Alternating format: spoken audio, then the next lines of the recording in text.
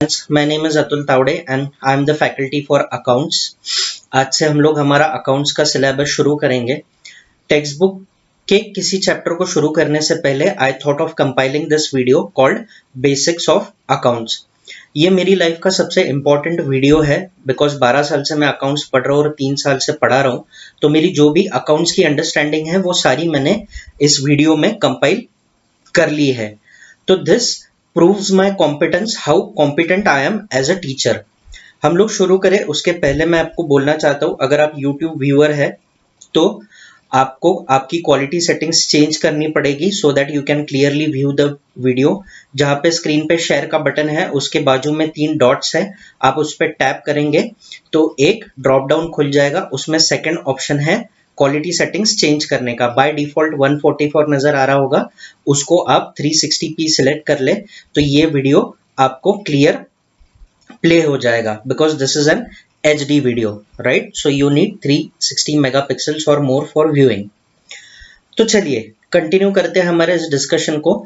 So why I thought of coming up with this video. अभी पढ़ाते वक्त मेरा एक्सपीरियंस रहा है कि बहुत से स्टूडेंट्स को अकाउंट्स के बेसिक्स ही समझ में नहीं आते, क्या चल रहा है, बेसिकली क्या हो रहा है, ये प्रैक्टिकल समझ में नहीं आता है। वो थ्योरेटिकली इसको समझने की कोशिश करते हैं और वही कंफ्यूजन हो जाता है।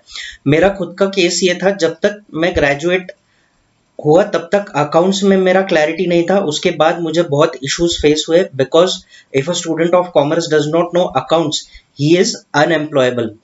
तो मुझे बहुत वर्क करना पड़ा।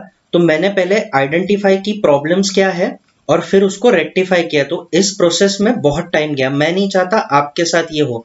अगर आप अकाउंट्स पढ़ना शुरू कर रहे हैं तो I want you to learn it in the right way, right from the start. और आपने अकाउंट्स की पढ़ाई कर ली है, अगर आपका 12th स्टैंडर्ड ग्रेजुएशन हो गया है तो भी आपके लिए ये वीडियो बहुत ज़्यादा ज़रूरी है, क्योंकि नॉर्मली जो डाउट्स लेके स्टूडेंट्स जाते हैं in their academics regarding accounts, वो सारे आपके इस वीडियो से रिजॉल्व हो जाएंगे।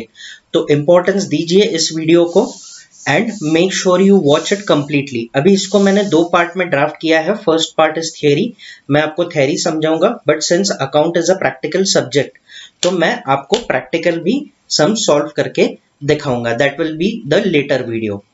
Alright, let us continue with our discussion. So what is book keeping and accountancy? पहला सवाल तो ये आता है, what is book keeping and accountancy? मैं ये क्वेश्चन 11th के क्लास में पूछता हूं तो स्टूडेंट्स जवाब नहीं दे पाते हैं, बट ऑब्वियस है। बट जब मैं ये क्वेश्चन 12th ऑनवर्ड्स पूछता हूं तो भी स्टूडेंट्स आंसर नहीं कर पाते हैं, विच इज वेरी कंसर्निंग।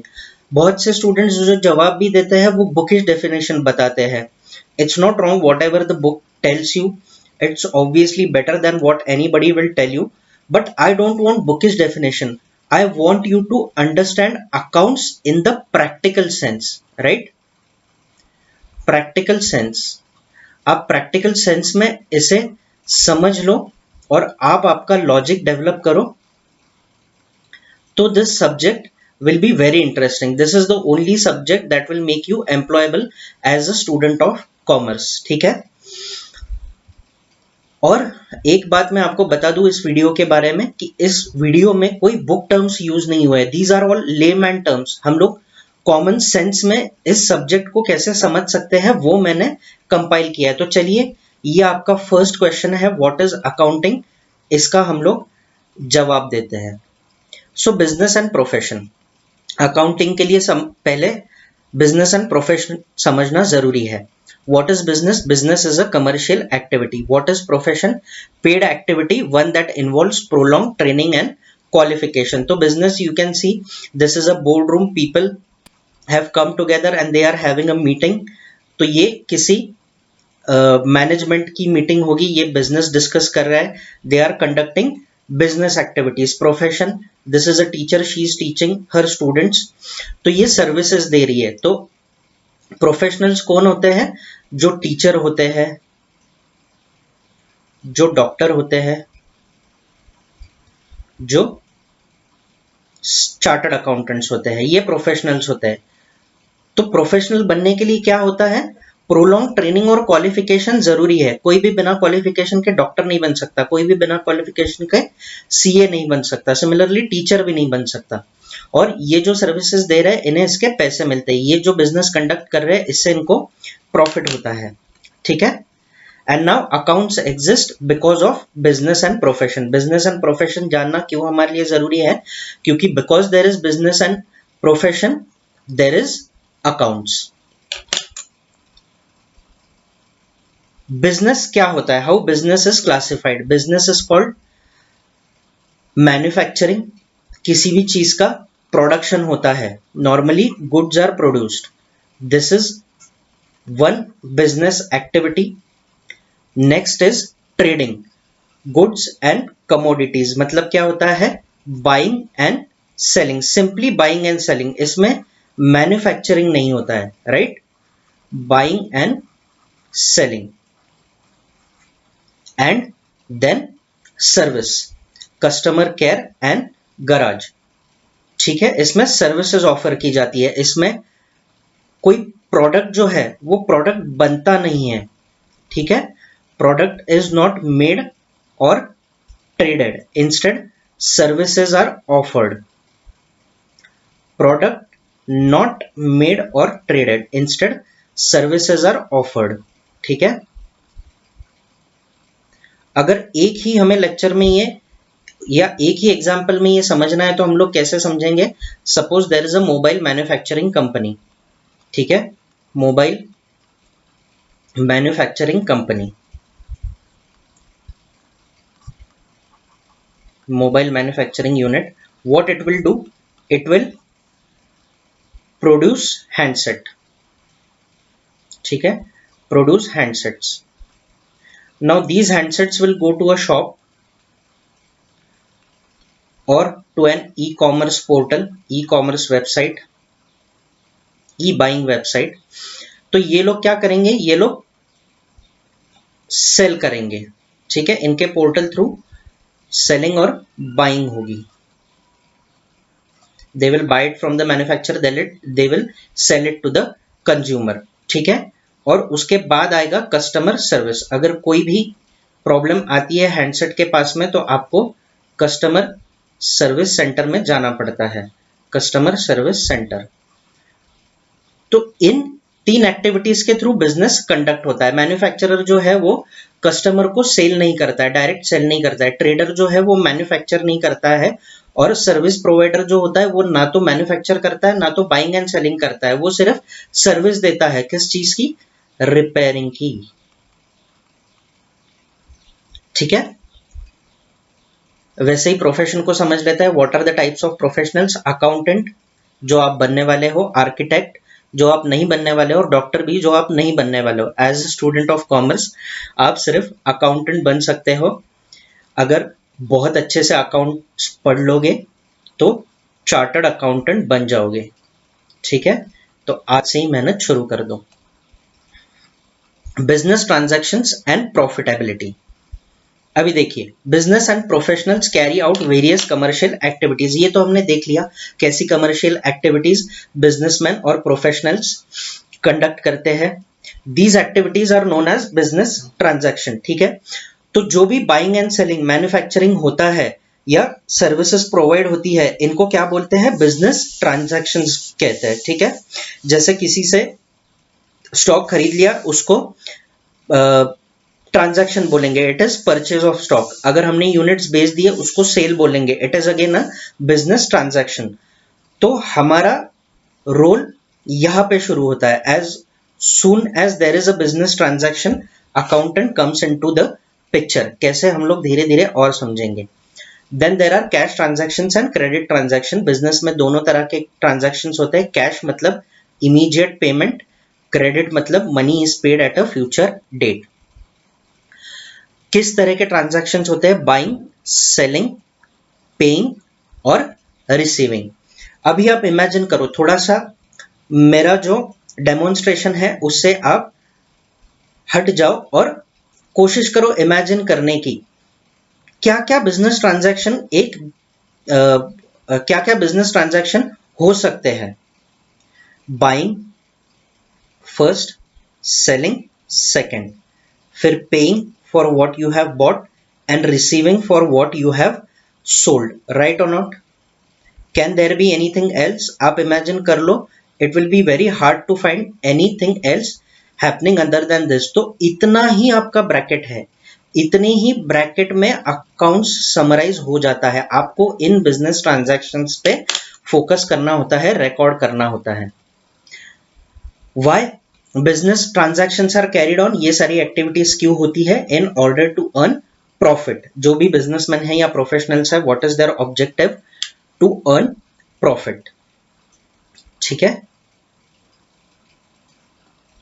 अब बुक कीपिंग एंड अकाउंटेंसी क्या है? ठीक है, जहां पे बिजनेस ट्रांजैक्शन आ जाते हैं वहां पे बुक कीपिंग आ जाती है, जहां पे प्रॉफिट आ जाता है वहां पे अकाउंटेंसी आ जाती है। ठीक है, हम लोग इसे business transaction point of view से पहले समझेंगे। बिजनेस ट्रांजैक्शन के लिए होता है बुक कीपिंग। ठीक है, BK से मैं कहूंगा। आपके सब्जेक्ट का नाम ही है बुक कीपिंग एंड अकाउंटेंसी। ठीक है, तो इसे इंटरचेंज मत कर देना। Book keeping and accountancy, what is the line of difference, thin line of difference, वो मैं आपको समझाता हूं। बुक कीपिंग का मतलब है maintaining records and documentary evidences of transaction, right? जैसे पिछला हमने एग्जाम्पल ले लिया, मोबाइल मैन्युफैक्चरर है, अगर मैन्युफैक्चरर गुड्स सप्लाई करेगा अपने रिटेलर को, तो वो लोग क्या करेंगे? कुछ डॉक्यूमेंट्स एक्सचेंज करेंगे जिससे पता चलेगा कितने का सेल हुआ है, कितने का पेमेंट हुआ है, राइट? अगर रिटेलर कस्टमर को सेल करेगा तो आप एज अ कस्टमर जब दुकान में जाते हो, मोबाइल खरीदते हो, तो आपको उसके साथ रिसीट मिलता है। That is nothing but documentary evidence. अभी देखिए, प्रैक्टिकल जो बिजनेस ट्रांजैक्शंस होते हैं वो आपके समझ में आने लगेंगे। अब तक आप जाते थे, कुछ भी खरीद के लाते थे, रिसीट लेते थे, आपको उसका पता नहीं होता था रेलेवेंस क्या है, रिसीट क्यों बार बार लेते हैं। बहुत सी बार तो आप लेते भी नहीं होंगे, बोलते होंगे इसका क्या काम है, अनटिल एंड अनलेस कोई सर्विसेबल प्रोडक्ट है तो। आपको अब तक यही पता था कि रिसीट सिर्फ इसलिए लेते हैं ताकि कोई प्रॉब्लम आए तो सर्विस सेंटर को दिखा सके, हाँ ये हमने खरीदा है। बट अकाउंटिंग सेंस में अलग रेलेवेंस इसका होता है, it serves as a documentary evidence कि ये ट्रांजैक्शन हुआ है। ठीक है, अब प्रॉफिट की जहां पे बात आती है, ठीक है, हमने पिछले स्लाइड में देखा कि बिजनेस ट्रांजैक्शन किए जाते हैं, वो किस लिए किए जाते हैं? प्रॉफिटेबिलिटी के लिए किए जाते हैं। तो बिजनेस ट्रांजैक्शंस के लिए बुक कीपिंग हम लोग करते हैं, प्रॉफिट फाइंड आउट करने के लिए हम लोग क्या करते हैं? Accounting. Businessman, manufacturer, trader, service provider और प्रोफेशनल्स, ये जो है ये लोग सिर्फ बिजनेस करते हैं। Most of them are not competent to find out exact profitability of the business. इतनी आसान बात नहीं है, ठीक है, इसीलिए हम लोग अकाउंट्स पढ़ते हैं, so that we can help this person. तो अब आपको समझना चाहिए, हम लोग एज एन अकाउंटेंट सर्विस किसे देंगे? हम लोग सर्विसेज प्रोवाइड करेंगे बिजनेस को। ठीक है, so as accountants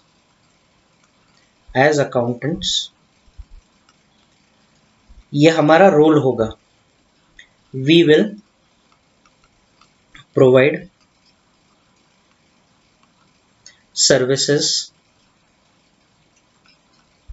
to business and professionals.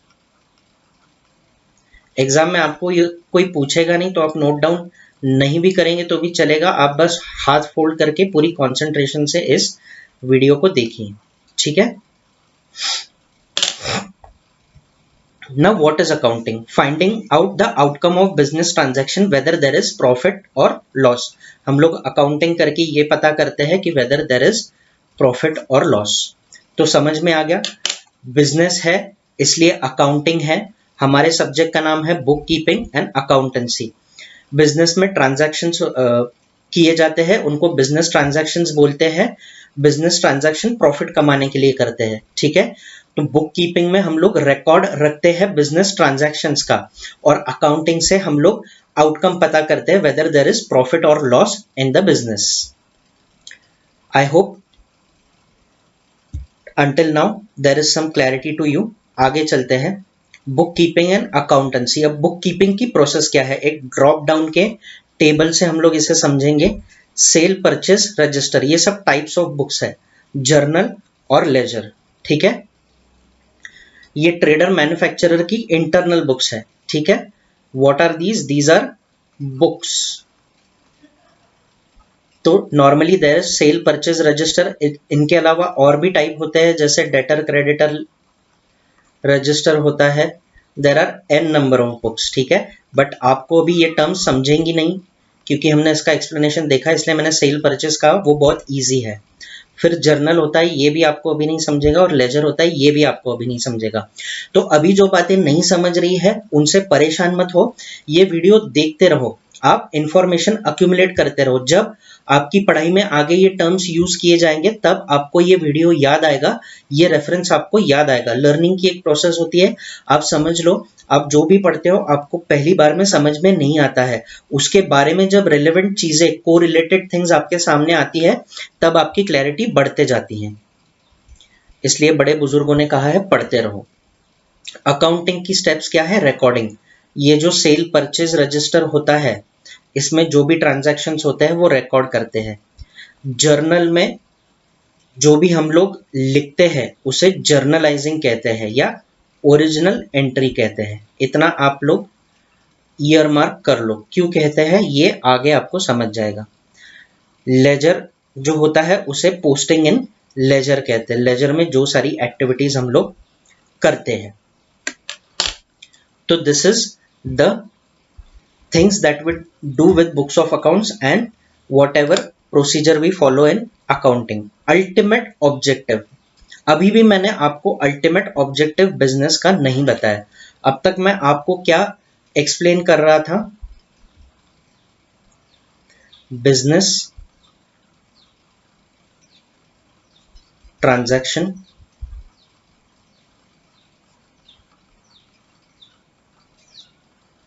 Book keeping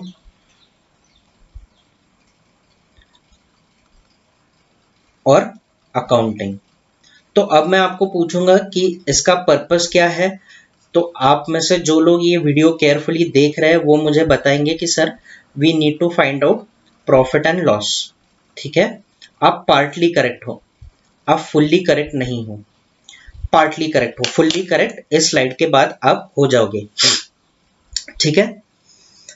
तो 11th स्टैंडर्ड में पढ़ के भी जब बच्चे जाते हैं, मैं उनसे पूछता हूँ अकाउंटिंग का अल्टीमेट ऑब्जेक्टिव क्या है, तो भी वो बता नहीं पाते हैं, और मैं बड़ा डिसअपॉइंट हो जाता हूँ, क्योंकि इससे मुझे पता चलता है कि बच्चों ने ढंग से पढ़ा नहीं है।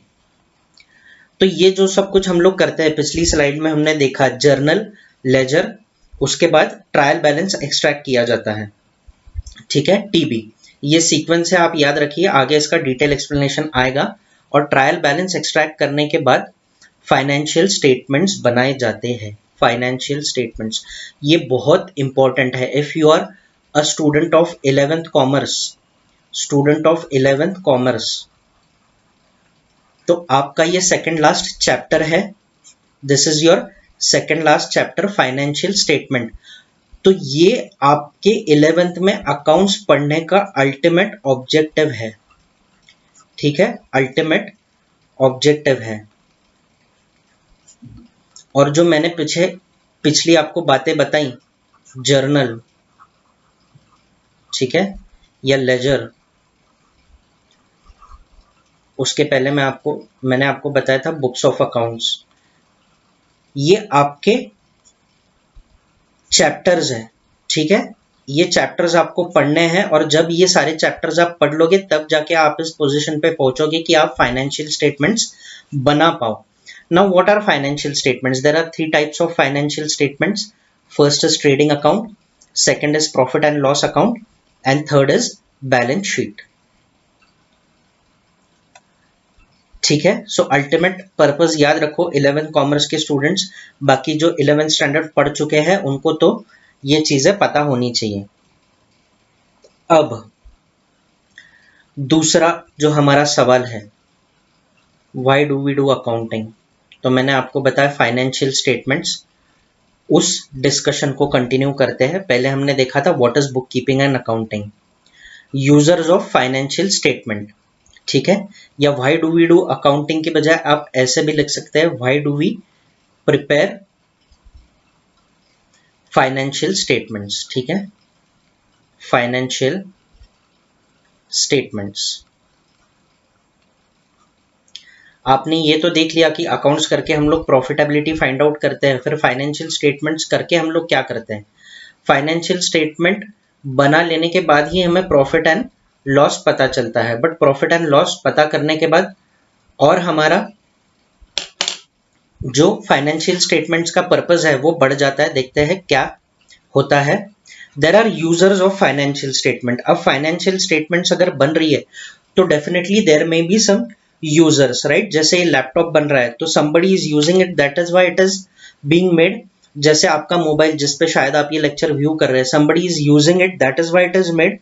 तो कोई भी चीज कब बनती है, जब उसके यूजर्स होते हैं। तो फाइनेंशियल स्टेटमेंट्स अगर बन रहे हैं तो इसका एक मतलब ये है कि उसके यूजर्स है। देखते हैं कौन यूजर्स है।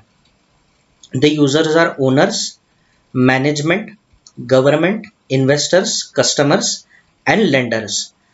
इन लोगों को फाइनेंशियल स्टेटमेंट का यूज कैसे होता है देखते हैं। Owners, to know the position of business, profit and loss. ये प्राइमरी रिक्वायरमेंट है, सबसे प्राइमरी रिक्वायरमेंट है। कोई भी इंसान अगर बिजनेस करेगा तो he will be interested in finding out what is the profit और loss on the activity. Next is management. अगर कोई कॉर्पोरेट बिजनेस है, ठीक है, कॉर्पोरेट बिजनेस हाउस है, तो वहां पे मैनेजमेंट होगा जो बिजनेस रन करेगा। आप पढ़ेंगे, आपके जो रिलेटेड चैप्टर्स है ओसी एसपी, उसमें आप ये टर्म्स पढ़ेंगे। कॉर्पोरेट में मैनेजमेंट बिजनेस रन करता है तो उनको बिजनेस डिसीजंस लेने पड़ते हैं, कुछ पॉलिसीज फ्रेम करनी पड़ती हैं। तो वो किस बेसिस पे करते हैं, फाइनेंशियल स्टेटमेंट्स के बेसिस पे, right. Government, taxes and direct taxes. Government collects taxes from us, ठीक है, it collects taxes from us, ठीक है। तो किससे कितना टैक्स कलेक्ट करना है, how much tax need to be collected, ये फाइनेंशियल स्टेटमेंट से गवर्नमेंट को पता चलता है। बिजनेस के फाइनेंशियल स्टेटमेंट से ये पता चलता है। What are taxes, income tax and indirect tax, GST, जो कि आपने सुना होगा। इनकम टैक्स आप बहुत बाद में पढ़ेंगे, अगर प्रोफेशनल कोर्स आपने ले लिया तो पढ़ेंगे, वरना एमबीए या पोस्ट ग्रेजुएशन करोगे तब पढ़ेंगे। इन्वेस्टर्स, बिजनेस में काफी सारे इन्वेस्टर्स होते हैं। आपने देख लिया होगा कोई भी एक स्टार्टअप होता है तो स्टार्टअप को बहुत सी बार फंडिंग होता है। तो people who fund the startups are known as investors, right, they are called investors. तो इन्वेस्टर्स क्या करते हैं, इन्वेस्टर्स को परफॉर्मेंस या फ्यूचर प्रोस्पेक्ट्स क्या है कंपनी के वो पता होने चाहिए, राइट। ऑब्वियसली अगर कोई अपने पैसे इन्वेस्ट कर रहा है तो उसमें उसको रिटर्न्स कितने मिलेंगे ये जानने में इंटरेस्ट होता है। तो a person can find it out by financial statements. अगर फाइनेंशियल स्टेटमेंट नहीं है तो प्रोजेक्ट रिपोर्ट बनाना पड़ता है, जो भी अकाउंटिंग का पार्ट है। कस्टमर्स, कंटिन्यूटी, रिलायबिलिटी, ठीक है। If I am a customer, tomorrow I go and buy BMW, तो BMW में क्यों लूंगा, ब्रांड वैल्यू के लिए पहले तो, और दूसरा इसलिए कि it is an established company, ठीक है।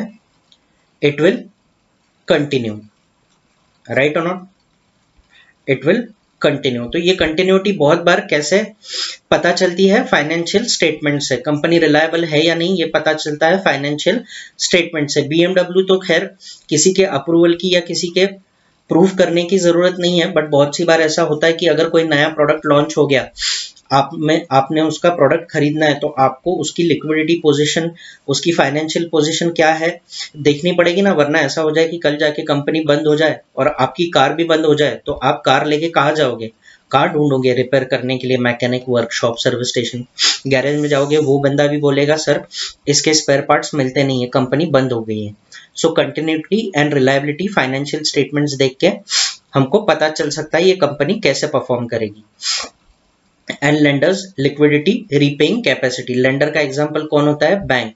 बैंक्स मोस्टली लेंड मनी, तो बैंक किस में इंटरेस्टेड होगी, लिक्विडिटी, कैश है या नहीं बिजनेस में। रीपेइंग कैपेसिटी, बिजनेस पैसा रीपे कर सकता है या नहीं ये जानने में बैंक को इंटरेस्ट होगा। तो these are the different users of financial statements और उनके ये पर्पस है, हर किसी का पर्पस अलग है फाइनेंशियल स्टेटमेंट्स का, राइट? यस। तो इतने प्रेजेंटेशन के बाद आपको थोड़ा सा आइडिया आ ही गया होगा कि what is book keeping and accountancy, हम लोग ये क्यों करते हैं। तो ये क्या है, हम लोग ये क्यों करते हैं, ये तो समझ में आ गया। अब हमें देखना है कि ये कैसे करते हैं। So how accounting is done, for that we will continue our discussion further. How to do book keeping and accountancy.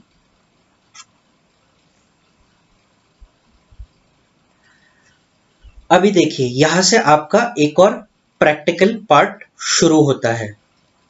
There are 4 points in accounts जिनके बेसिस पे अकाउंटिंग होता है, या इनको इवेंट्स आप बोल दो, जैसे भी आप याद रख सकते हो याद रखो, बट 4 पॉइंट्स से कहो। ये देखो आपको दिख रहा है income, asset, liability and expenses. तो ये स्पीयर्स है, इसी में अकाउंटेंट जो है वो घूमते रहता है, राइट? इसी चीज में अकाउंटिंग रिवॉल्व होती है, इसके अलावा बिजनेस में और कुछ नहीं होता है। अगर ये 4 चीजों को आप डील करना सीख गए तो आप अकाउंटिंग सीख गए। देखो ये जगलर की तरह दिख रहा है, अगर जगलिंग इसको आ गया इन 4 चीजों के बीच में तो आपको अकाउंट्स आ गया। Expense, income, asset and liabilities. तो देखते हैं फर्दर क्लासिफिकेशन। ये 4 चीजें देख लो, expense, income, assets and liabilities. ये क्या है डिटेल में ऑफ कोर्स हम लोग पढ़ेंगे। पहले फर्दर क्लासिफिकेशन इसका देख लेते हैं। एक्सपेंस है, इनकम है, असेट्स है, लाइबिलिटीज है। अभी ये 4 मेन पॉइंट्स है, ठीक है? ये आगे बाइफरकेट हो जाते हैं, इनका क्लासिफिकेशन हो जाता है। ये स्लाइड बहुत ज्यादा इंपॉर्टेंट है। अब आप इसको साइमल्टेनियसली आपके नोट्स में प्रिपेयर भी करते रहो, बिकॉज इससे आपको लाइफ लॉन्ग फायदा होगा। As long as you will study accounts आपको फायदा होगा। डायरेक्ट, इनडायरेक्ट, एक्सपेंस का क्लासिफिकेशन क्या हो गया, मेन, डायरेक्ट, इनडायरेक्ट। इनकम का भी हो गया डायरेक्ट, इनडायरेक्ट। तो आप ये देखिए, इन शॉर्ट इनकम और एक्सपेंस जो है इसकी एक कैटेगरी बन गई, ठीक है? असेट्स का बाइफरकेशन कैसे होता है, current asset and fixed assets. Liabilities का short term and long term. तो इन दोनों की भी एक कैटेगरी बन गई, ठीक है? बिकॉज करंट और fixed in other sense means short term या लॉन्ग टर्म ऑल्सो। बहुत ध्यान से इस स्लाइड को पढ़ना, आई रिपीट, क्योंकि अगर ये आप आइडेंटिफाई नहीं कर पाए तो आप अकाउंटिंग नहीं कर पाओगे। एक्सपेंस डायरेक्ट है या इनडायरेक्ट है, इनकम डायरेक्ट है या इनडायरेक्ट है, असेट करंट है या फिक्स्ड है, लाइबिलिटी शॉर्ट टर्म है या लॉन्ग टर्म है, ठीक से आइडेंटिफाई नहीं कर पाओगे तो अकाउंटिंग गलत होगी, ठीक है? नेक्स्ट, इसके बाद का क्या बाइफरकेशन है, डायरेक्ट का बाइफरकेशन कैसे होता है। अब एक्सपेंस है, डायरेक्ट एक्सपेंस है। पहले तो आपको ये सवाल पूछना है कि ये क्या है, ये एक्सपेंस है। कौन सा एक्सपेंस है, डायरेक्ट एक्सपेंस है। और तीसरा सवाल कैपिटल या रेवेन्यू है। तो ये सवाल किसको पूछना है या किससे रिलेटेड है, जो मैं आपको बिजनेस ट्रांजैक्शन समझा रहा था, बिजनेस ट्रांजैक्शंस, ठीक है? मैं अभी ये आपको समझा रहा हूं because after this chart may be आपको क्लियर आइडिया आएगा। ये बिजनेस ट्रांजैक्शन क्या है, पहले तो आपको आइडेंटिफाई करना है। तो आइडेंटिफिकेशन आप क्या करोगे, whether this is an expense, whether this is an income, whether it is an asset और whether it is a liability। ये सबसे पहले आपको आइडेंटिफाई कर लेना है, ठीक है? ये आइडेंटिफाई हो गया तो फिर आप तय करोगे अगर एक्सपेंस है तो डायरेक्ट है या इनडायरेक्ट है। अगर डायरेक्ट इनडायरेक्ट है तो कैपिटल है या रेवेन्यू है, ठीक है? डायरेक्ट भी हो तो भी कैपिटल रेवेन्यू बाइफरकेशन करना पड़ता है, इनकम इनडायरेक्ट भी हो तो भी कैपिटल रेवेन्यू बाइफरकेशन करना पड़ता है। इनडायरेक्ट का भी सेम है। Assets do not need further bifurcation. ये जो फर्दर बाइफरकेशन है ये सिर्फ एक्सपेंस और इनकम के लिए किया जाता है, असेट और लाइबिलिटीज के लिए नहीं किया जाता है, ठीक है? यहाँ पे ये बाइफरकेशन नहीं होता है। आप आइडेंटिफाई कर लो बिजनेस ट्रांजैक्शन कौन सा है आइडेंटिफाई हो गया, असेट है तो करंट है या फिक्स्ड है इतना ही पता करना है, लाइबिलिटी है तो शॉर्ट टर्म है या लॉन्ग टर्म है इतना ही पता करना है। ये सारी क्या टर्म्स है मैं समझा दूंगा। एक्सपेंस इनकम तो आप समझ ही गए होंगे, these are self explanatory terms, सबको पता है। असेट लाइबिलिटीज में भी आपको नहीं पता होगा, वो मैं फर्दर स्लाइड्स में आपको समझाऊंगा। की देख लेते हैं, डायरेक्ट का मतलब क्या होता है। ठीक है, आपने आइडेंटिफाई कर लिया, मैंने बता दिया तो आपने सुन लिया। एक्सपेंसेस है तो डायरेक्ट एक्सपेंसेस है, कैसे एक्सपेंसेस है, डायरेक्ट एक्सपेंसेस है। तो डायरेक्ट का मतलब क्या होता है, डायरेक्टली रिलेटेड टू प्रोडक्शन। ठीक है, मैंने आपको कहा था प्रोडक्शन एक बिजनेस एक्टिविटी है, तो डायरेक्टली रिलेटेड टू प्रोडक्शन। तो इनडायरेक्ट का मतलब क्या हो गया, not directly related to production.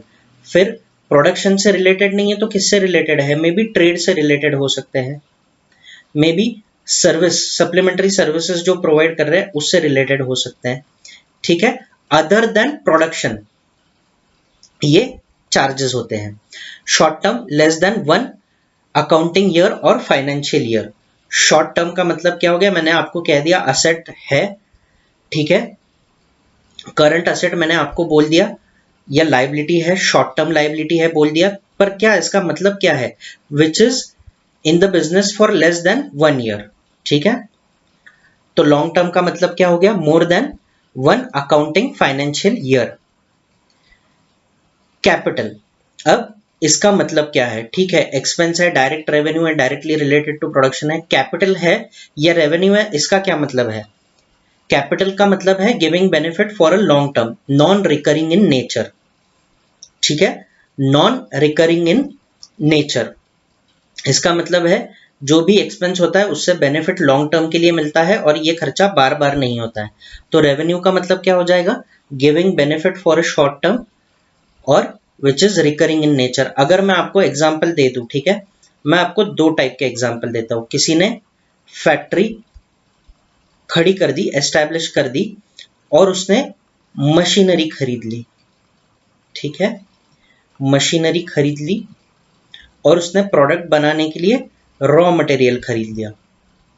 तो खरीद लिया मतलब क्या हो गया, ये उसका एक्सपेंस हो गया। ठीक है, and these expenses are directly related to production, right और नॉट। मशीनरी के लिए, प्रोडक्शन के लिए मशीनरी जरूरी है और रॉ मटेरियल भी जरूरी है।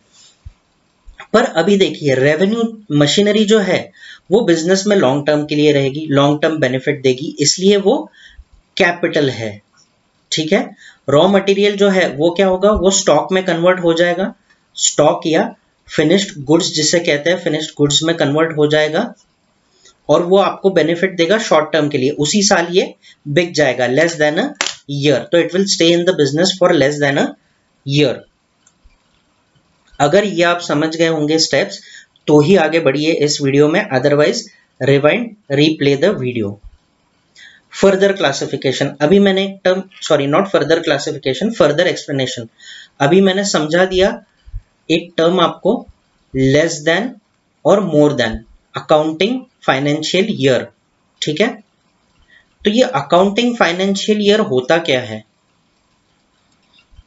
Period of 12 months, different from calendar year. तो ये भी पीरियड ऑफ 12 मंथ्स है, but just because it is a period of 12 months don't assume that it is a calendar year. ये जैन और दिसंबर से अलग होता है। ठीक है, the business transaction for one accounting year are recorded and financial statements are prepared for the financial year. तो जो भी हम लोग बिजनेस ट्रांजैक्शन रिकॉर्ड करते हैं वो 12 मंथ्स के लिए करते हैं। बुक कीपिंग एंड अकाउंटेंसी जो है हम लोग हर साल के लिए करते हैं for a period of 12 months. ठीक है, और जो भी प्रॉफिट एंड लॉस इससे फाइंड आउट होता है वो भी इतने पीरियड के लिए होता है। उसके बाद नई बुक्स ऑफ अकाउंट्स और नया profit and loss find out करते हैं। ठीक है, in India April and March is observed as a financial year. March ending आपने सुना होगा, मार्च एंडिंग बहुत एक पॉपुलर टर्म है। तो मार्च एंडिंग का मतलब क्या है, एंड ऑफ फाइनेंशियल ईयर। अभी 2020 में अप्रैल में फाइनेंशियल ईयर शुरू हो गया, 2021 में वो मार्च में खत्म होगा। अभी जो हमने चार टर्म्स देखे, एक्सपेंडिचर, इनकम, असेट्स और लाइबिलिटी, उसको हम लोग समझ लेते हैं। व्हाट इज एक्सपेंडिचर, मैंने कहा सेल्फ एक्सप्लेनेटरी है, जानने की समझने की जरूरत नहीं है, बट थोड़ा सा इसको टेक्निकल पॉइंट ऑफ व्यू से समझ लेते हैं। Everything has a cost, do you agree? Yes, most of you would agree, everything has a cost. मुझे ये लेक्चर बनाने के लिए कुछ कॉस्ट इनकर करना पड़ रहा है, आपको ये लेक्चर व्यू करने के लिए कुछ कॉस्ट इनकर करना पड़ रहा है। द कॉस्ट इनकर्ड इन और रिक्वायर्ड फॉर समथिंग, ठीक है। Acquiring resources, conducting business involves cost, ठीक है। आपको अगर बिजनेस करना है तो आपको रिसोर्स एक्वायर करने पड़ेंगे, रिसोर्स एक्वायर करने के लिए कॉस्ट लगेगी। जैसे मैंने अपना ये लेक्चर बनाया है, ये लैपटॉप यूज करके बनाया है, आप ये जो लेक्चर देख रहे हैं ये मोबाइल पे देख रहे हैं, ठीक है। तो ये अपने अपने रिसोर्स है, लैपटॉप मेरे लिए रिसोर्स है, आपके लिए मोबाइल रिसोर्स है। तो ये हमें फ्री में मिला है क्या? नहीं, ये खरीदना पड़ा है। You and I have bought it, right. तो इसका मतलब क्या हो गया? There is an acquisition cost, there is an acquisition cost. ये बिजनेस में आप डाल लो गुड्स एंड सर्विसेज, अगर कोई ट्रेडर है उसको गुड्स खरीदने के लिए कॉस्ट लगती है, अगर कोई मैन्युफैक्चरर है तो उसे प्रोडक्शन के लिए कॉस्ट लगती है, ठीक है। So everything has cost for conducting business, resources need to be acquired, to acquire resources we require cost। Types of expenses देख लेते हैं। हमने जो देखा डायरेक्ट, मैंने एग्जांपल आपको दे दिया, परचेजेस, या ट्रेडर अगर है, मैन्युफैक्चरर है, परचेजेस ट्रेडर है तो उसके लिए स्टॉक है। Raw material, transport, labour. देखिए इनमें से एक भी चीज अगर मिसिंग है तो प्रोडक्शन नहीं होता है। रॉ मटेरियल लाने के लिए ट्रांसपोर्ट लगेगा, रॉ मटेरियल कन्वर्ट करने के लिए लेबर लगेगा। ये फैक्ट्री में अगर अवेलेबल नहीं है तो नहीं होगा। पेइंग रेंट, अगर आपने आपका जो फैक्ट्री प्रेमाइस है वो रेंट पे लेके रखा है तो आपको रेंट पे करना पड़ेगा, ठीक है। इसका मतलब है इनडायरेक्ट रेंट, इलेक्ट्रिसिटी, स्टेशनरी। अभी बहुत सी बार क्या होता है, समझ लीजिए ये जो आप रेंट पे कर रहे हो, ठीक है, ये फैक्ट्री का नहीं पे कर रहे हो, not for factory. So for what you are paying it? For administration office, ठीक है ना। ऑफिस होगा जहां बैठ के अकाउंटेंट काम करेंगे, मैनेजर काम करेंगे, मार्केटिंग पर्सन्स काम करेंगे, ऑफिस बॉय होगा, राइट और नॉट, तो उसे एडमिनिस्ट्रेटिव ऑफिस कहा जाएगा। तो एडमिनिस्ट्रेटिव ऑफिस का प्रोडक्शन से कोई लेना देना है क्या? नहीं, प्रोडक्शन से कोई लेना देना नहीं है। तो एडमिनिस्ट्रेशन ऑफिस का जो रेंट है, जो इलेक्ट्रिसिटी है, जो स्टेशनरी लगती है, दैट इज इनडायरेक्ट। और उसके बाद है कैपिटल। कैपिटल एक्सपेंस मैंने आपको पिछले एग्जाम्पल में समझाया, machinery, furniture, building, payment of long term loan, ठीक है। तो कुछ खरीदना ही एक्सपेंडिचर नहीं होता है, पे कर देना भी एक्सपेंडिचर ही होता है। अगर आपने लोन पे कर दिया तो payment of loan is also an expenditure, capital in nature. जो हमने चार्ट देखा था ना, काफी सारा फैला हुआ था लाइक अ स्पाइडर्स वेब, तो उसका हम लोग पार्ट पार्ट में स्टडी कर रहे हैं। जैसे आप याद कर लो, एक्सपेंस देखा था, उसके बाद डायरेक्ट इनडायरेक्ट देखा था, उसके बाद कैपिटल रेवेन्यू देखा था। ये तो कैपिटल अगर ये हो गया तो ये जो दोनों है डायरेक्ट और इनडायरेक्ट, ये क्या हो गए? ये रेवेन्यू हो गए, ये रेवेन्यू हो गए। रॉ मटेरियल, ट्रांसपोर्ट, लेबर, ये रेवेन्यू कॉस्ट है। इलेक्ट्रिसिटी, रेंट, स्टेशनरी, ये भी आपके रेवेन्यू कॉस्ट है। इनकम, इनकम का मतलब क्या होता है? Inflow of money, money received specially on a regular basis for work और थ्रू इन्वेस्टमेंट। तो दो तरीके से इनकम जनरेट होता है, either you work, you carry out some business और प्रोफेशन, या आप इन्वेस्टमेंट करते हैं। दोनों चीजों से आपका इनकम जनरेट होता है। इन्वेस्टमेंट से जो रिटर्न मिलता है उसको आरओआई, रिटर्न ऑन इन्वेस्टमेंट कहते हैं, पॉपुलरली इसको आरओआई बोलते हैं। Income is money that an individual or business receives usually in exchange for providing a good or service or through investing capital, ठीक है। ये सिंपल मीनिंग है इनकम का, और इसके आगे टाइप्स भी है। Income is use to fund day to day expenditures, income होगा तभी हम लोग हमारे खर्चे बेर कर पाएंगे, राइट। देख लेते हैं इनकम के टाइप्स क्या है। अगेन डायरेक्ट सेल, ये देखिए there is only one source of direct income, ये नोट डाउन कर लीजिए, only one source of direct income. उस कौन सा है वो सोर्स? सेल। आप कहीं भी जाते होंगे, रेस्टोरेंट में, किसी शॉप में, ठीक है, किसी सर्विस प्रोवाइडर के यहाँ, तो देखा होगा कि ऐसा जो मीटर है उससे बिल जनरेट होता है, राइट? तो ऐसा बिल, ऐसे मीटर से बिल जनरेट होता है। क्या जनरेट होता है इससे? सेल रिसीट जनरेट होता है, ठीक है, सेल रिसीट। तो sales is the only way for direct expense. Indirect expense, interest on saving, जैसे मैंने कहा था इन्वेस्टमेंट करते हैं तो आपकी इनकम जनरेट होती है, उसे क्या कहते हैं?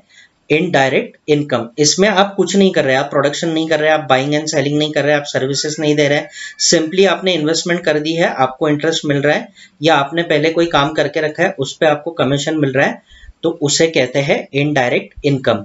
और ये क्या हो गया? डायरेक्ट और इनडायरेक्ट, अगेन ये रेवेन्यू हो गया, दोनों जो है रेवेन्यू एक्सपेंडिचर है। आप फिर से स्लाइड को याद कीजिए, इनकम आया था पहली कैटेगरी, वो स्प्लिट हुआ था डायरेक्ट इनडायरेक्ट में, और वो फर्दर स्प्लिट हुआ था रेवेन्यू और कैपिटल में। तो इनकम हमने देख लिया, डायरेक्ट इनडायरेक्ट क्या है वो देख लिया, और आगे जाके हम लोग अभी रेवेन्यू और कैपिटल देख रहे हैं, ठीक है। So what is capital? Sale of an old asset. If buying an asset is capital expenditure, then selling an asset is a capital gain। Capital gain इसको बोलते हैं, ठीक है। जैसे मेरे पास पुराना लैपटॉप था, उसका वर्जन आउटडेटेड हो गया, नए सॉफ्टवेयर उस पर चल नहीं रहे थे, मैं विंडोज 10 उसमें इंस्टॉल नहीं कर सकता, तो मैंने वो बेच दिया, वो बेच के मैंने लेटेस्ट लैपटॉप खरीद लिया। पर वो क्या था? मेरे लिए असेट था, पुराना लैपटॉप भी मेरे लिए असेट था। It was helping me to operate my business, ठीक है।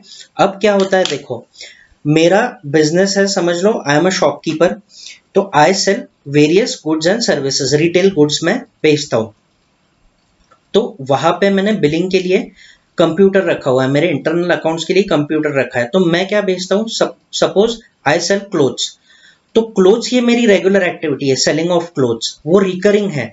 बट कंप्यूटर बेचना मेरी रेगुलर एक्टिविटी है क्या? नहीं, it has happened exceptionally in my business, ठीक है, इसीलिए इसको कहा गया था non recurring in nature. Capital जो होता है वो नॉन रिकरिंग इन नेचर होता है। सिमिलरली आप एक्सपेंडिचर की भी बात कर ले प्रीवियस स्लाइड में, तो ये देखिए मशीनरी, फर्नीचर, बिल्डिंग, ये जो होता है बिजनेसमैन बार बार नहीं खरीदता है। अगर टीचर फर्नीचर खरीद ले, टेबल खरीद ले, तो 10-15 साल चलाता है।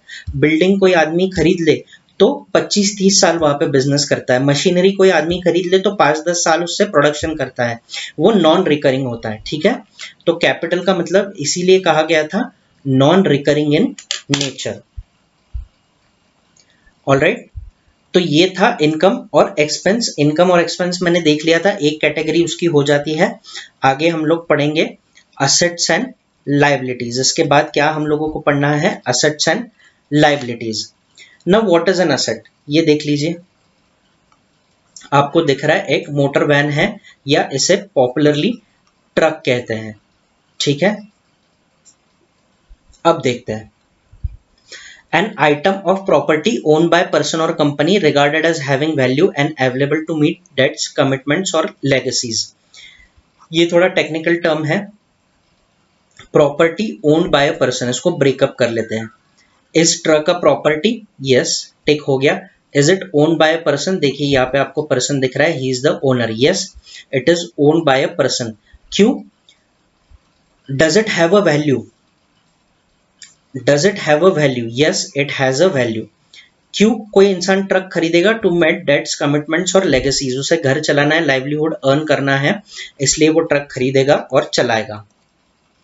Required for carrying out business, ठीक है, this person is a transporter. Transporter, इसका ट्रांसपोर्टेशन का बिजनेस है, और अपने बिजनेस के लिए इसने ट्रक खरीदी है। Without truck will he be able to carry out the transportation business? No, without vehicle he won't be able to carry it out। वो गाड़ी पे ऐसे धक्का मारते हुए तो नहीं ले जा सकता ना, जब जम्मू कश्मीर से कन्याकुमारी तक, ट्रक ही लगेगा।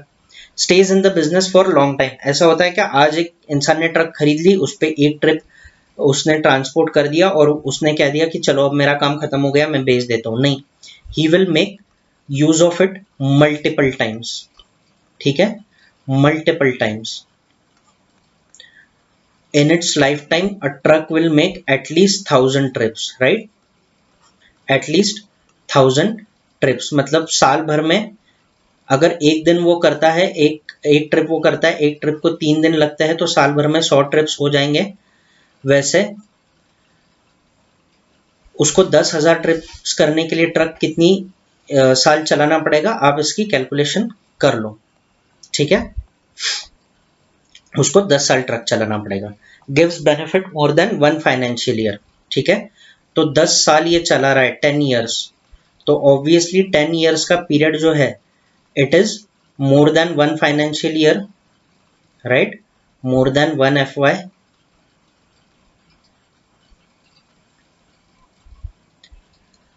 देख लेते हैं असेट्स, करंट असेट्स और फिक्स्ड असेट्स। हमने बाइफरकेशन किया था करंट असेट और फिक्स्ड असेट्स। करंट असेट्स का मतलब क्या है, which stage in the business for a shorter period of time. Cash, debtors, bank balance, stock. Cash आती जाती रहती है, एक दिन में भी चेंज होता रहता है, फ्लक्चुएट होता रहता है। डेटर्स मतलब जिनसे हमको पैसे लेने होते हैं, okay, people who owe us money, people who owe money. तो कोई पेमेंट के लिए 2-3 साल नहीं लगाता है, नॉर्मली 2-3 महीने का विंडो होता है क्लियरेंस के लिए। बैंक बैलेंस, बैंक बैलेंस भी हमारा रोज फ्लक्चुएट होते रहता है। स्टॉक, अगर कोई ट्रेडर है उसने स्टॉक खरीद लिया है, अगर एक शॉपकीपर है वो कोई कमोडिटी बेचता है, शूज बेचता है, तो वो आज खरीद के रखेगा और उसको 5 साल तक नहीं बेचेगा, वो एक ही साल में बेचने की कोशिश करेगा। Alright, and next is fixed asset. Fixed asset stage in the business for a longer time. Land, building, machinery, plant and equipment, furniture, ये जो सारी चीजें हैं अप्रोक्सीमेटली मोर देन 10 ईयर्स तो यूज होती है बिजनेस में।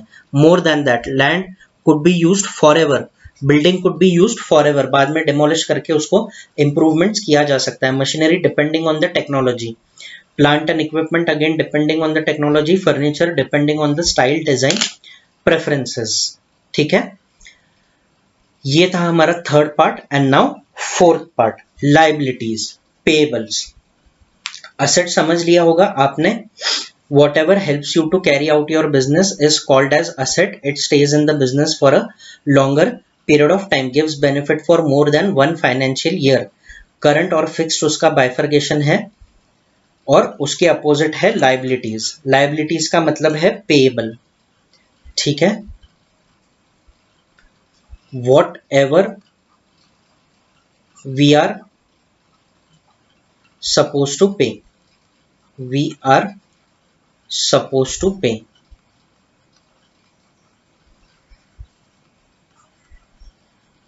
ठीक है। अब ये देखिए, ये कैट है, the cat is engaged in manufacturing of cat food, she is a manufacturer of cat food.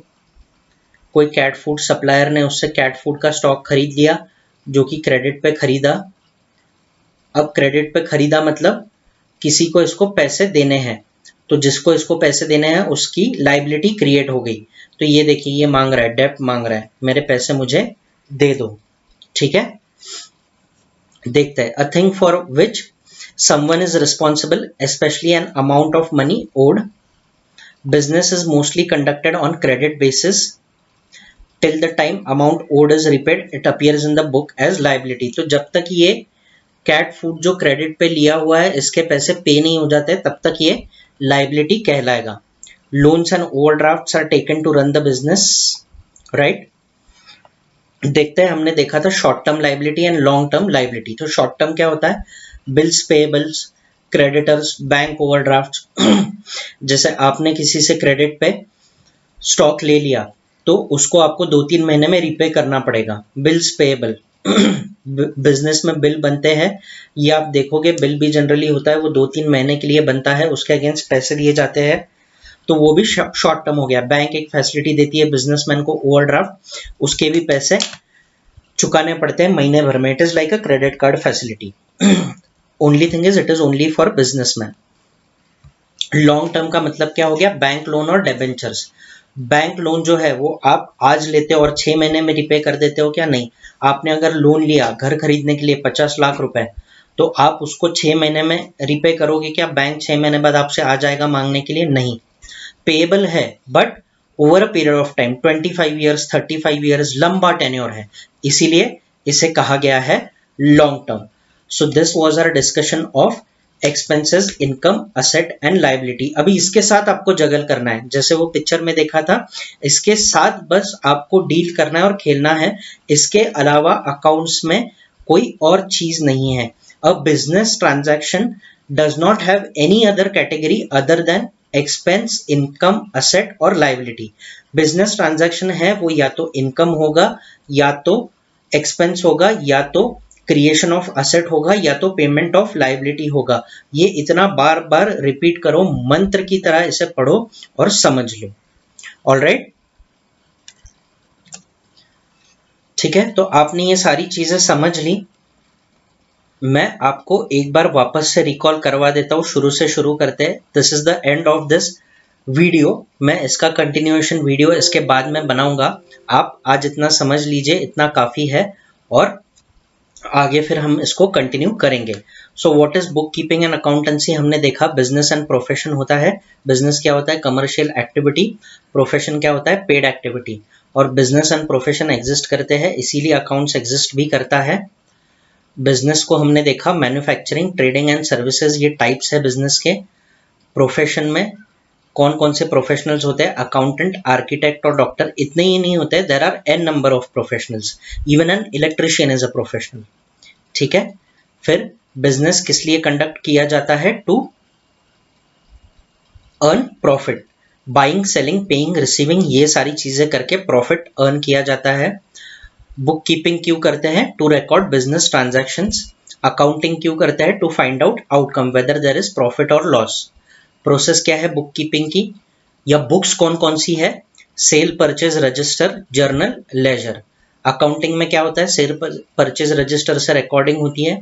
Journal जो होता है उसे जर्नलाइजिंग कहते हैं। लेजर जो होता है उसे पोस्टिंग इन लेजर कहते हैं। अल्टीमेट ऑब्जेक्टिव क्या है 11th कॉमर्स में हमारा पढ़ने का?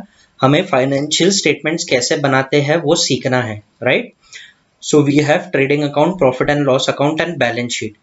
ये अगर हमें बनाते आ गया तो हमारी 11th की जो फीस है वो जस्टिफाई होती है, वरना पैसे वेस्ट हो गए ऐसा आप समझो। Why do we do accounting? ये सारे लोग हैं, owner, management, government, investors, customers और लेंडर्स। इनके लिए हम लोग अकाउंटिंग करते हैं। Owners profitability, management business decisions और policies, government taxes, investors future prospects और रिटर्न्स, कस्टमर्स कंटिन्यूटी रिलायबिलिटी और lenders repaying capacity. How to do book keeping? हमने 4 पॉइंट्स देख लिए, इनकम, एक्सपेंस, असेट, लाइबिलिटी। ठीक है, एक्सपेंस, इनकम, असेट, लाइबिलिटी। क्या वो 4 पॉइंट्स है, उनका क्लासिफिकेशन कैसा है वो भी हमने देख लिया। एक बहुत ब्रीफ चार्ट हमने देख लिया। एक्सपेंसेस डायरेक्ट और इनडायरेक्ट में क्लासिफाई होते हैं, इनकम भी डायरेक्ट और इनडायरेक्ट, असेट करंट और फिक्स्ड में, लाइबिलिटीज शॉर्ट टर्म में और लॉन्ग टर्म में।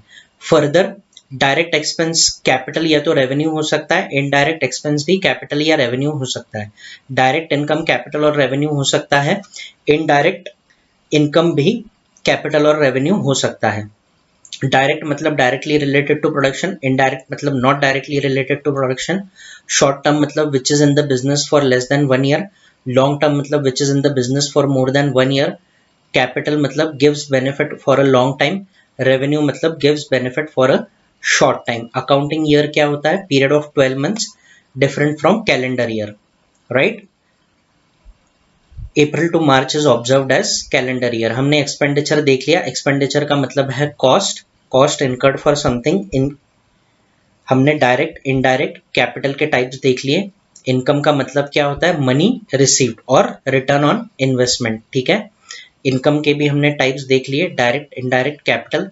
असेट हमने देख लिया, which is used in the business for a longer period of time, which is essential for carrying out the business activity। ठीक है, वो कैसे हो जाते हैं? करंट और लॉन्ग टर्म। और उसके बाद फिर लाइबिलिटी देख ली हमने। लाइबिलिटी मतलब payables, whenever we owe somebody something it is called as liability. Liability भी जो होती है वो शॉर्ट टर्म और लॉन्ग टर्म होती है। तो ये सारांश था इस लेक्चर का। अब अकाउंट्स क्या है, अकाउंट किसे कहते हैं, ये हम अगले पार्ट में समझेंगे। Till then revise this lecture, इसे बहुत अच्छे से पढ़ो और समझ लो ताकि नेक्स्ट लेक्चर आपको और अच्छे से समझ में आए।